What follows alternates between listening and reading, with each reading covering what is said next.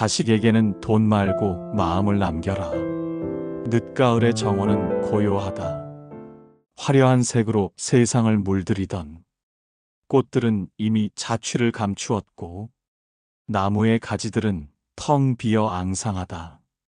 바람이 불 때마다 마른 잎이 흩날려 길 위에 겹겹이 쌓인다. 그러나 그 속에서도 은은히 풍겨오는 향기가 있다. 눈에 보이는 것은 사라졌지만 남아있는 어떤 것이 여전히 사람의 발걸음을 멈추게 한다. 삶도 이와 닮았다. 젊은 날에는 누구나 활기가 넘쳤다. 건강이 받쳐주고 하고 싶은 일도 많았고 이루어야 할 목표도 뚜렷했다. 그러나 세월은 어느새 그 빛깔을 바꾸어 놓았다.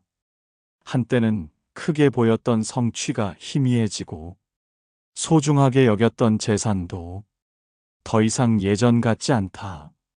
몸은 무겁고 마음은 가벼워지려 하지만 오히려 마음속의 빈자리는 더 커지는 듯하다. 강진의 유배지에서 긴 시간을 보냈던 정약용도 이와 같은 사색을 했다. 외로운 겨울밤, 그는 홀로 매화를 바라보았다. 꽃은 지고 앙상한 가지만 남았지만 향기는 여전히 그 자리에 있었다. 그는 그 향기 속에서 삶의 어떤 진실을 보았다. 눈에 보이는 것은 사라져도 끝내 남는 것이 있다는 깨달음이었다. 나이가 들면서 사람들은 자연스레 자신에게 묻는다. 나는 무엇을 남겼는가? 내가 살아온 흔적 가운데 무엇이 사라지고 무엇이 여전히 남아있는가? 자식에게, 손자에게, 혹은 이웃에게 남긴 것이 과연 있을까? 혹시 내가 지나온 길은 바람에 쓸려간 낙엽처럼 흔적 없이 흩어진 것은 아닐까? 이 질문은 누구도 피할 수 없다. 특히 삶의 뒤안길에 접어든 이들은 더욱 그러하다. 한때는 가정을 지탱하기 위해 일하고 자식을 기르기 위해 애쓰고 자신의 이름을 남기기 위해 분주히 살았다. 그러나 시간이 흐른 뒤 남는 것은 무엇일까? 집 한 채, 통장 속의 숫자, 혹은 세상에 잠시 남은 명성일까? 아니면 다른 무언가일까? 정약용이 매화를 보며 느꼈던 것처럼 인생은 지고도 남는 향기를 가진다. 그것은 눈에 보이지 않지만 사라지지 않는다. 젊음이 떠나고 권세와 명예는 사라져도 끝내 남아있는 것이 있다. 나이가 들면서 사람들은 자녀와 손자에게 무엇을 남길 수 있을지 고민한다. 평생 애써 모은 재산을 어떻게 나누어야 할지 고민한다. 혹은 내가 세상을 떠난 뒤 가족이 불편하지 않도록 무엇을 준비해야 할지 마음을 무겁게 한다. 나이가 들어갈수록 돈보다 더 크게 다가오는 것은 나는 과연 무엇을 남겼는가라는 질문이다. 정약용은 여유당전서에서 이렇게 적었다. 재산은 물거품과 같으니 덕을 길러 후손에게 전하라. 그는 오래전 이미 사람이 남겨야 할 것이 무엇인지 분명히 말했다. 재산은 잠시 사람의 손에 머물 뿐 결국 흩어지고 사라진다. 그러나 덕이라고 불리는 것, 곧 마음에서 우러난 태도와 사랑은 사라지지 않는다. 그것은 사람들의 기억 속에 남아 세대를 이어간다. 이 말은 오늘날의 사람들에게 특별한 울림을 준다. 많은 이들이 재산을 더 모으지 못한 것을 부끄러워한다. 내가 가진 것이 적으니 자식에게 떳떳하지 못하다는 생각이 들기도 한다. 그러나 자식이 평생 기억하는 것은 부모의 재산이 아니다.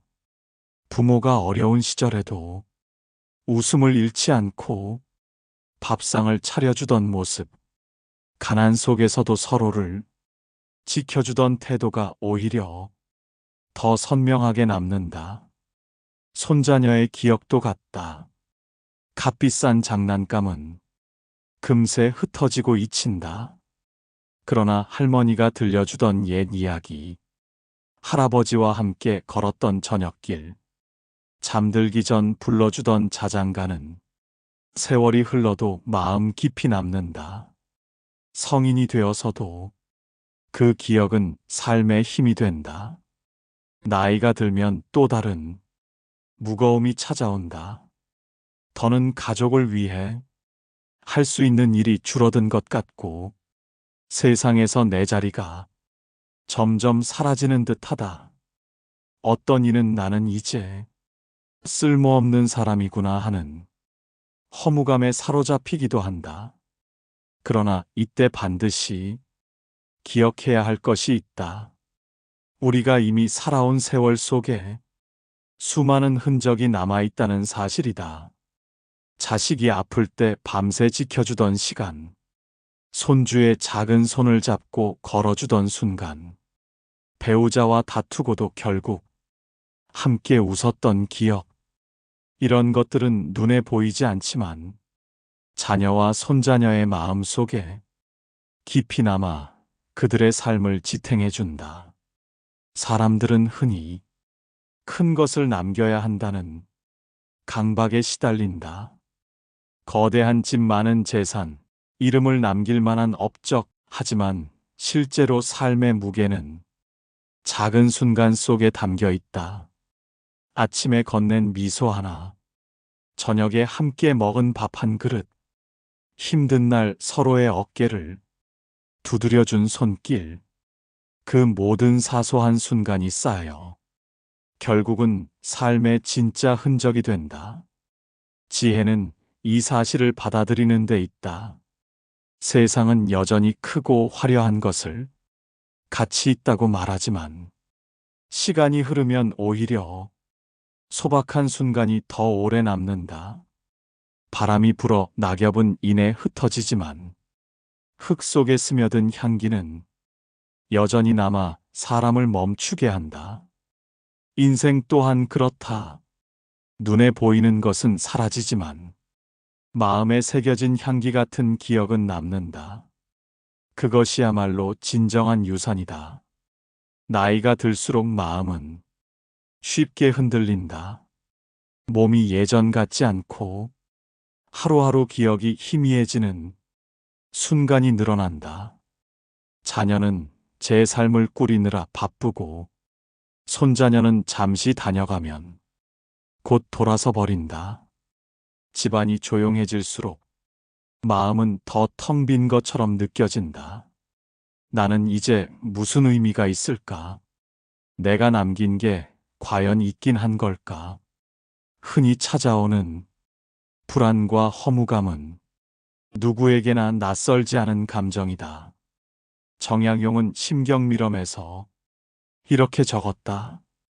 마음이 흔들렸다면 한 걸음 물러서 자신을 바라보라. 간단한 한마디지만 사람의 마음을 다스리는데 꼭 필요한 지혜다. 흔들릴 때는 오히려 앞으로 나아가려 애쓰지 말고 잠시 멈추어 서서 지나온 길을 돌아보라는 뜻이다. 이 말은 특별한 위로가 된다. 나이가 들면 많은 이들이 나는 이제 쓸모없는 사람이구나 하고 스스로를 평가절하 한다.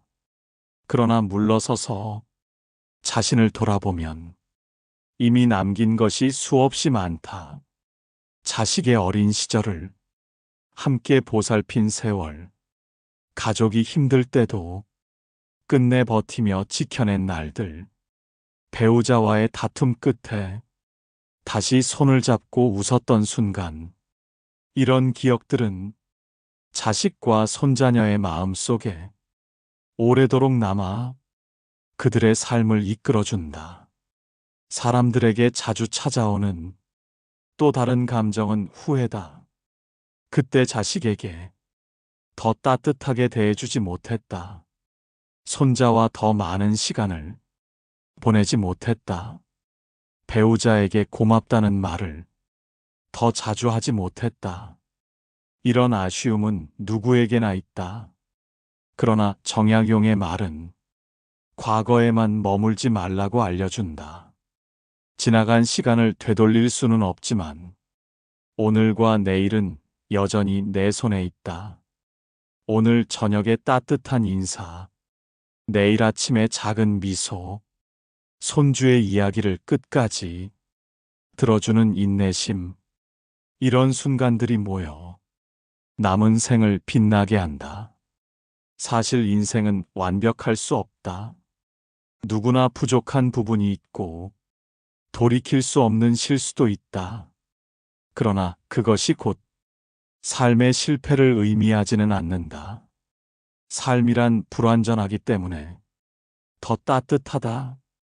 자식과 손자는 부모와 조부모의 완벽한 모습이 아니라 부족하지만 끝내 포기하지 않고 함께 걸어온 모습을 기억한다.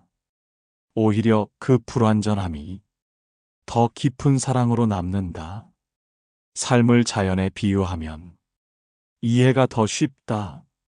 강물은 바위를 만나면 직선으로 흐르지 못한다. 그러나 돌아서 굽이쳐 흐르며 결국 바다로 나아간다. 사람의 삶도 이와 같다. 계획한 대로만 살 수는 없다. 때로는 돌아서고 때로는 멈추기도 한다. 그러나 결국 그 물줄기는 흘러 바다에 닿는다.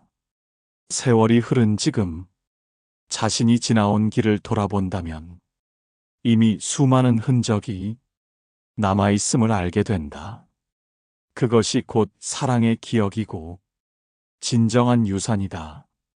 자녀들이 성장하여 어른이 되면 자녀와의 관계가 예전 같지 않음을 느낄 때가 많다. 젊을 때는 매일 얼굴을 보며 크고 작은 일상을 함께 했지만 이제는 각자의 삶을 꾸리느라 서로 멀어지는 시간이 많아졌다. 자식이 바빠 전화를 자주 하지 않으면 마음 한구석이 서운해지고 손주가 커서 더 이상 집에 놀러 오지 않으면 쓸쓸함이 깊어진다. 나는 이제 가족의 곁에서 밀려난 것은 아닐까? 이렇게 관계의 거리감을 느끼는 순간 마음은 무겁게 가라앉는다.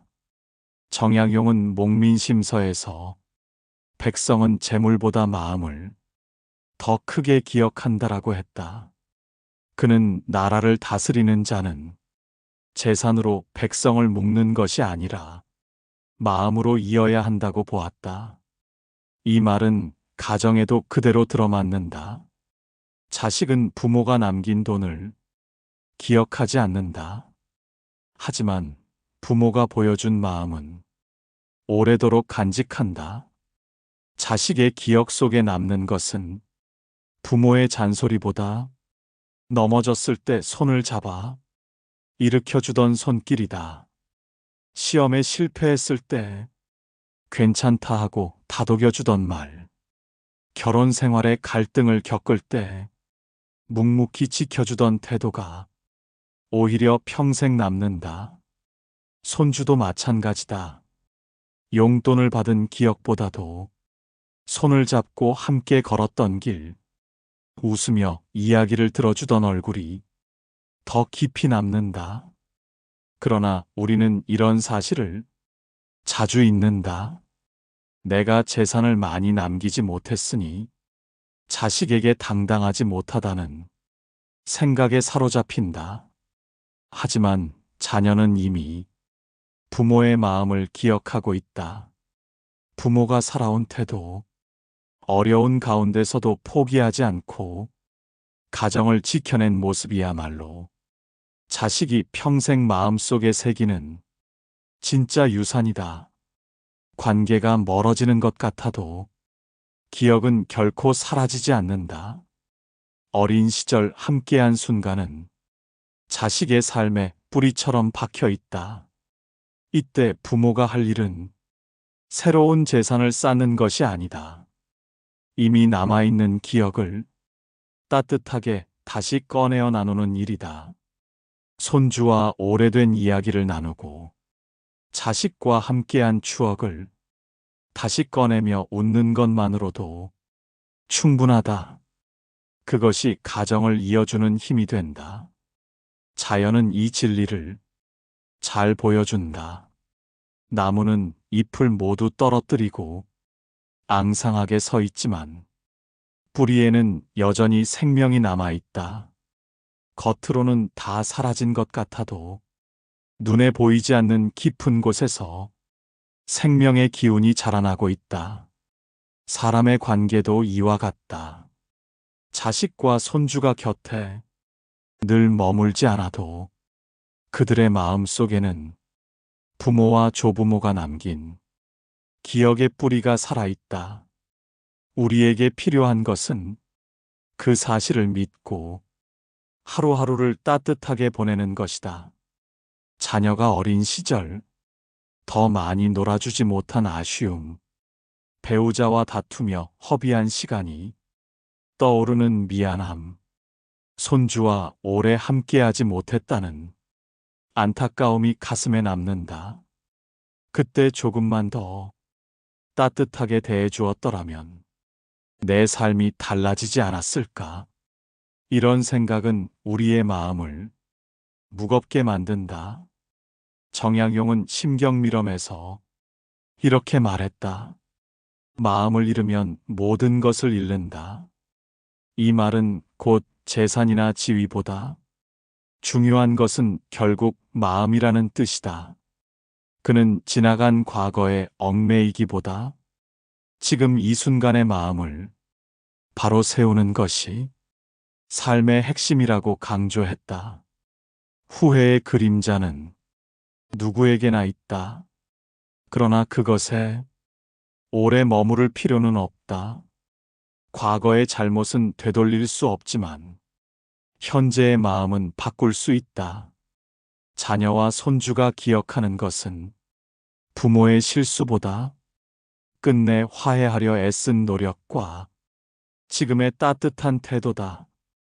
젊은 날 충분히 사랑하지 못했다는 아쉬움이 있다면 오늘 하루 작은 대화로 그것을 메울 수 있다. 자주 느끼는 또 다른 감정은 두려움이다. 내가 세상을 떠난 뒤 무엇이 남을까? 내 삶은 헛되이 지나간 것은 아닐까? 이런 두려움은 삶의 끝자락에서 누구나 맞닥뜨린다. 그러나 정약용의 말처럼 마음을 잃지 않는다면 이미 충분히 남긴 것이 있다. 가족과 나눈 웃음, 손을 잡아주던 순간, 어려움 속에서도 서로를 붙잡아주던 기억이 그 증거다. 삶은 언제나 완전할 수 없다. 완벽하게 해낸 부모나 조부모는 존재하지 않는다. 그러나 자식과 손주는 부모의 완벽함을 기억하지 않는다. 오히려 부족함 속에서도 포기하지 않고 가정을 지켜낸 모습을 기억한다. 자주 다투던 부부가 결국 함께 늙어가는 모습, 가난 속에서도 웃음을 잃지 않던 부모의 얼굴, 힘든 상황에서도 꿋꿋하게 하루를 버티던 자세, 이것들이야말로 후손의 마음속에 진하게 남는 진정한 유산이다. 자연은 이 사실을 잔잔하게 보여준다. 구름이 하늘을 가려 태양빛을 가리기도 하지만 결국 햇살은 다시 비친다. 삶도 그렇다. 흐린 날이 있었다고 해서 태양이 사라지는 것은 아니다. 잘못과 후회가 있었다고 해서 인생이 헛된 것은 아니다. 중요한 것은 지금 다시 빛을 내는 것이다. 당신의 삶은 아직 늦지 않았다. 오늘의 작은 따뜻함이 내일의 기억이 되어 이어진다. 나이가 먹으면 가장 자주 드는 생각 가운데 하나는 나는 이제 쓸모없는 사람이구나 라는 허무감이다. 직장을 떠나고 사회에서 맡았던 역할도 줄어들고 자녀들도 독립하여 제 길을 간다. 몸은 점점 약해지고 예전처럼 힘껏 무언가를 할 수도 없다. 그러다 보니 마음은 자연스레 스스로를 평가절하 한다. 그러나 정말 이 삶은 더 이상 의미가 없는 것일까? 정약용은 목민심서에서 백성은 은혜를 오래 기억한다라고 했다. 그는 지도자가 남기는 가장 큰 유산은 업적이 아니라 마음에서 우러난 은혜라고 보았다. 가정에서도 다르지 않다. 자녀와 손주가 부모와 조부모를 오래 기억하는 이유는 함께 살아온 날 속에서 받은 은혜 때문이다. 나이가 들면서 주어지는 삶은 오히려 인생에서 가장 중요한 역할을 맡는 시기다. 자녀는 부모가 더 이상 경제적 도움을 주지 못해도 여전히 마음의 버팀목으로 의지한다. 손주는 할머니, 할아버지의 이야기를 통해 가정의 역사를 배우고 삶의 지혜를 배운다.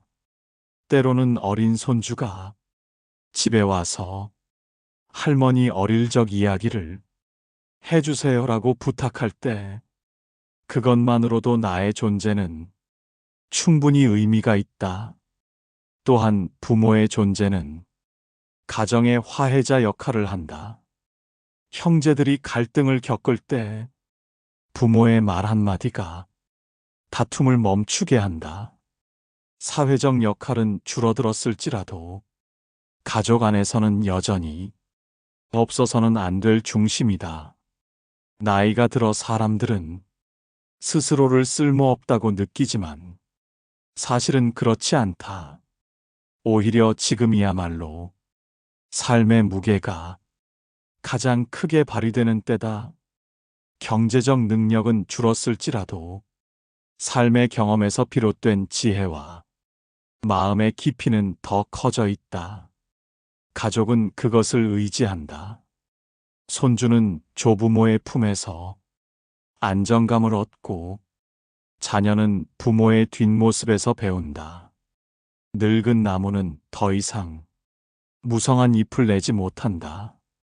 그러나 그 나무의 그늘은 여전히 따뜻하다. 뿌리는 깊어져 비바람에도 흔들리지 않는다. 작은 새들은 오래된 나무에 깃들고 지나가는 이들은 그늘에 앉아 쉰다. 우리의 삶도 이와 같다. 겉으로는 예전의 활기가 줄어든 듯 보이지만 그 자리는 여전히 많은 이들에게 안식과 배움의 공간이 된다. 정약용의 가르침은 단순히 학문이나 정치의 차원을 넘어 인간의 삶 전체를 비추는 지혜였다. 그는 재산보다 덕이 오래 남는다고 했다. 마음이 흔들리면 물러서서 자신을 바라보라고 했다. 백성은 그리고 사람은 재물보다 마음과 은혜를 오래 기억한다고 했다. 이 말들은 오늘을 살아가는 우리에게 변함없이 울림을 준다. 어느 할머니의 이야기가 있다. 여든이 넘은 할머니는 매번 손자가 올 때마다 미안하다는 말을 했다.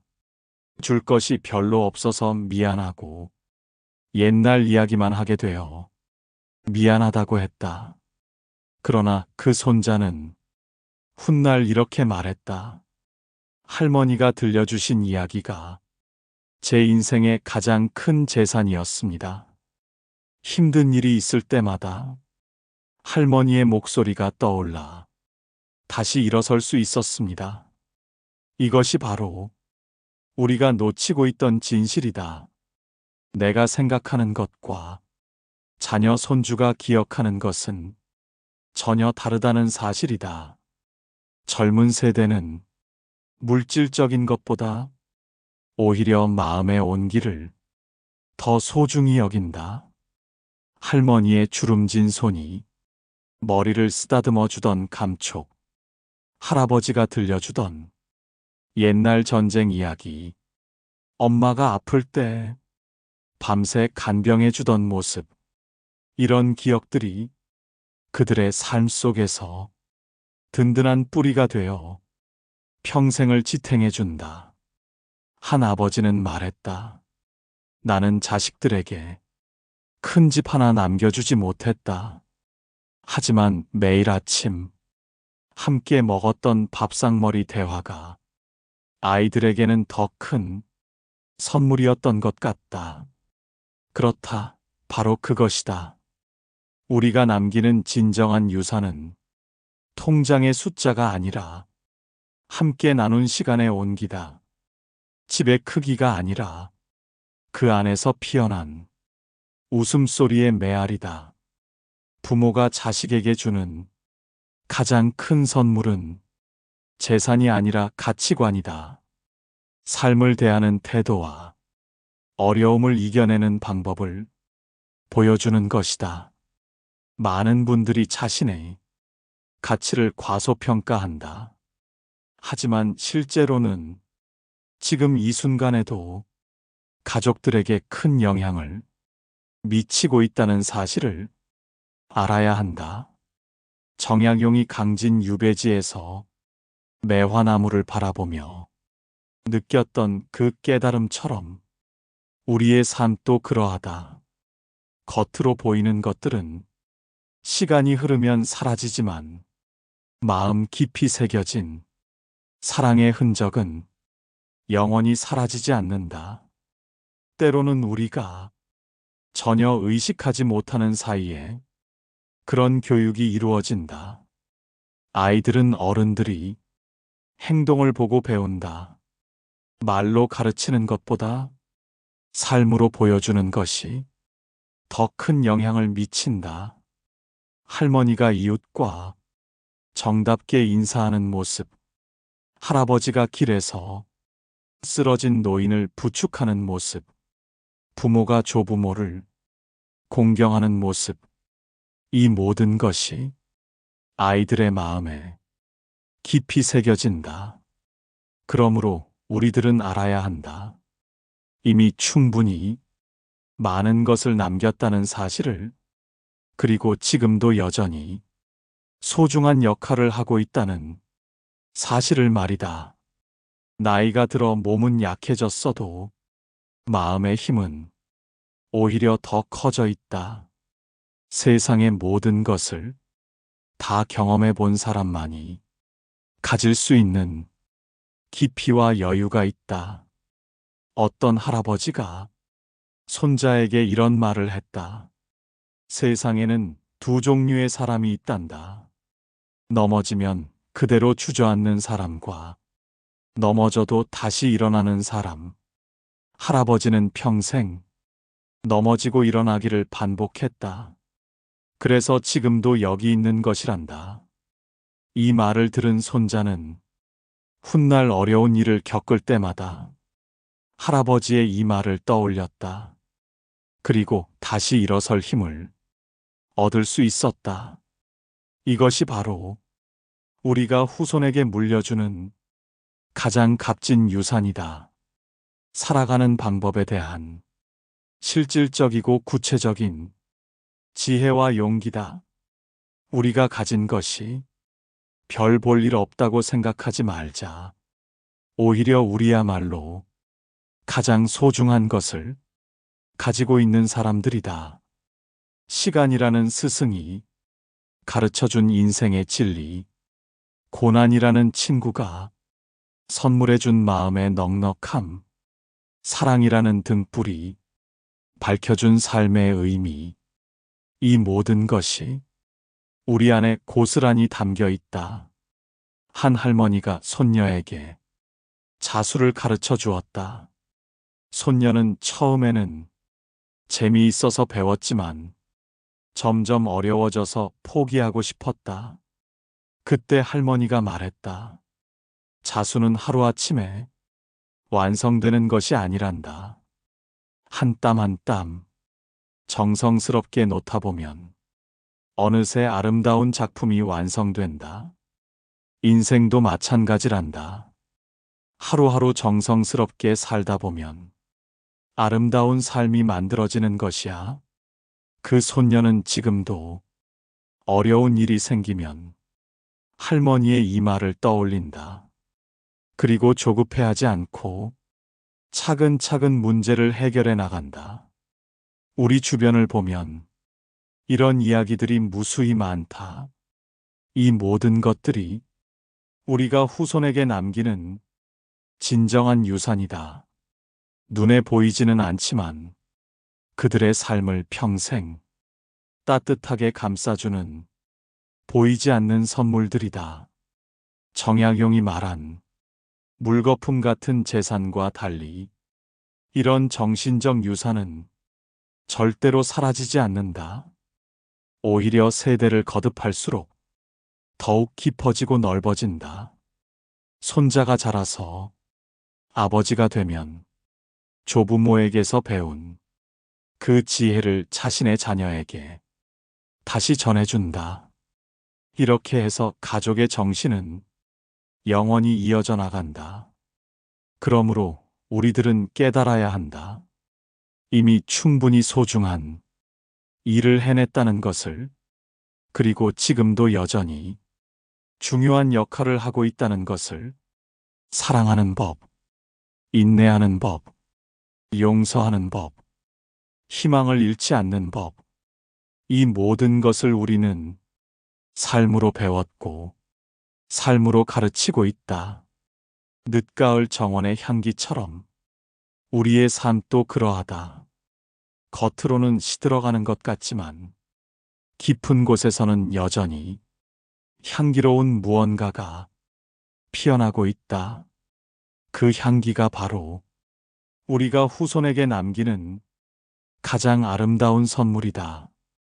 돈으로 살 수 없고 권력으로 얻을 수 없는 진정한 보물 말이다. 그러니 이제 후회하지도 말고 자책하지도 말자. 우리는 이미 충분히 값진 삶을 살았다.